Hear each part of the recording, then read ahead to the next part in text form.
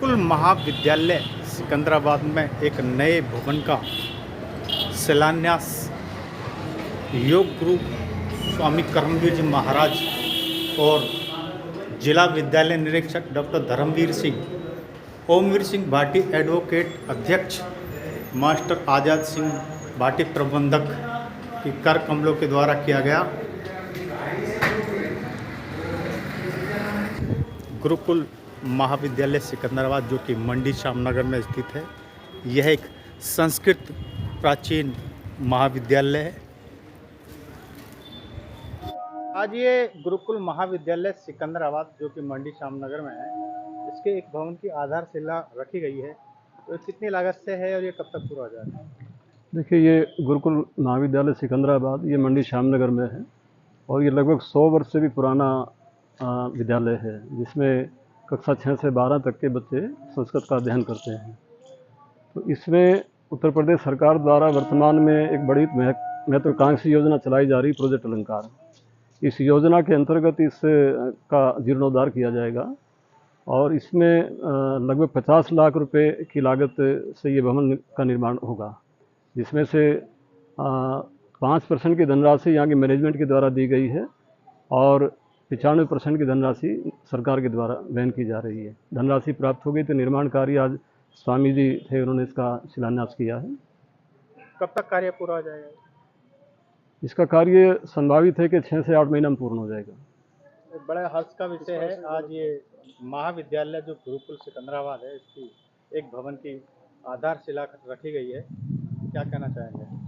सबसे पहले तो आपको बहुत बहुत धन्यवाद, आप यहाँ करके हमारे संस्था में जो हमसे पूछताछ कर रहे हैं संस्था, तो इसमें मैं लगभग 2 साल से हम प्रबंधक हूँ मैं इसमें, और सरकार की तरफ से इसमें 50 लाख रुपए जो है स्वीकृत हुए हैं अलंकार योजना के तहत। तो हम यहाँ प्रयास कर रहे हैं कि ज़्यादा से ज़्यादा अच्छी बिल्डिंग भी बन जाएगी लगभग 6-8-7 महीने में इसकी जो है, और अच्छी तरह बच्चे, चूँकि रेजिडेंस हैं यहाँ, रेजिडेंशियल है ये संस्था हमारी, और यहाँ बच्चे पढ़ते हैं, लड़के भी हैं लड़कियाँ भी हैं, छात्रावास भी है।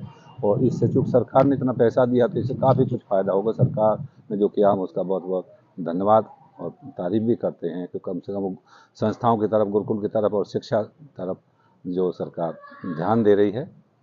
और इसके अलावा ये और क्या कहना मुझे, बस ये हम लोग। हाँ जी, गुरुकुल में कितने बच्चे अध्ययन कर रहे हैं? हाँ, लगभग 120 बच्चे के करीब हैं यहाँ पर हमारे। सरकार से और क्या कुछ?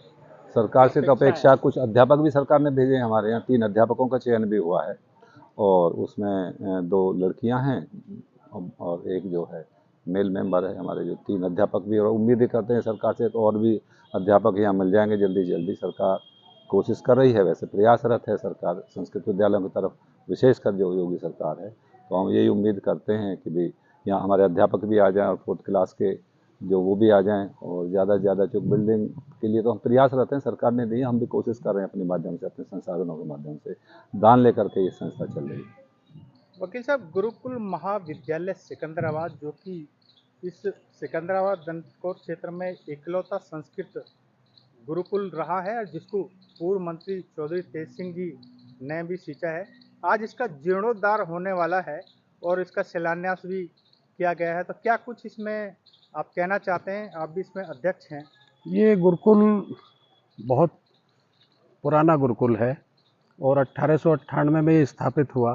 प्रत्येक वर्ष महाशिवरात्रि के समय इसका वार्षिक उत्सव 4 दिवसीय मनाया जाता था। और इस विद्यालय में हमारे पूर्व में संपूर्णानंद जी मुख्यमंत्री रहे, चौधरी चरण सिंह जी, और जो हमारा नेतृत्व करते रहे इस विद्यालय में बराबर आते रहे हैं। और ये भारतीय संस्कृति और सभ्यता का एक प्रतीक के रूप में है। यहाँ से क्रांतिकारियों, जो क्रांति का आंदोलन चला, उसकी भी भूमिका इस विद्यालय में रही है। भगत सिंह जी और चतुर्सेन जी, और उसके अलावा जिनको नेपाल में फांसी दी गई, शुक्ल जी, वो भी इसी विद्यालय के छात्र रहे हैं। इस विद्यालय के जीर्णोद्धार के लिए वर्तमान में जो योगी जी की सरकार है, उनके द्वारा अलंकरण योजना एक बनाई गई है, जो 75 वर्ष से पुराने विद्यालय थे, तो उसी में इस विद्यालय ने अलंकरण योजना में 50 लाख रुपए स्वीकृत हुए हैं और उसी की आज जो है शुभारंभ हमारे स्वामी कर्मवीर जी के करकमलों द्वारा किया गया है, जिसमें क्षेत्र के बहुत लोग उपस्थित थे और एक आयोजन इसी विद्यालय की शाखा दूसरी में 3 दिवसीय चल रहा है, जिसमें देश के आर्य जगत के जाने माने लोग पधारे हुए हैं। तो इस विद्यालय के जीर्णोद्धार के लिए 50 लाख रुपए आया है और मैं भी वर्तमान में इस विद्यालय में अध्यक्ष के रूप में कार्य देख रहा हूँ। तेज सिंह जी भी इस विद्यालय के लगभग 50-60 साल तक उन्होंने मुख्य अधिष्ठाता के रूप में काम किया और अध्यक्ष के रूप में भी रहे। और ऐसी भावना है क्षेत्र की कि विद्यालय में लोग बढ़ चढ़ करके शुरू से दान देते चले आ रहे हैं और ये देश की सभ्यता का एक प्रतीक है जिसको हम आगे बढ़ा रहे हैं। अभी आपने सरदार भगत सिंह जी और आचार्य चतुर्सेन का नाम लिया है, क्या उनका इससे महाविद्यालय से नाता रहा है? जैसा कि मैंने कहा कि देश आज़ाद कराने के लिए ये एक केंद्र था क्रांतिकारियों का और यहाँ उत्तर प्रदेश आर्य प्रतिनिधि सभा जो है उसका भी यहाँ 10-15 साल प्रदेशीय कार्यालय रहा है। उसके बाद वृंदावन गया, तब लखनऊ गया है। तो ये विजय सिंह पथिक जो क्रांतिकारी हमारे लोग थे, क्योंकि यहाँ आवागमन का भी साधन था, रेलवे लाइन थी, तो यहाँ से समाचार का भी प्रकाशन होता था। तो उन सब लोगों ने यहाँ एक किसी ने शिक्षक के रूप में, किसी ने छात्र के रूप में, किसी ने सहयोगी के रूप में यहाँ काम किया इस यानी विद्यालय में। वैचारिक क्रांति का भी यहाँ जी। सूत्रपात हुआ है।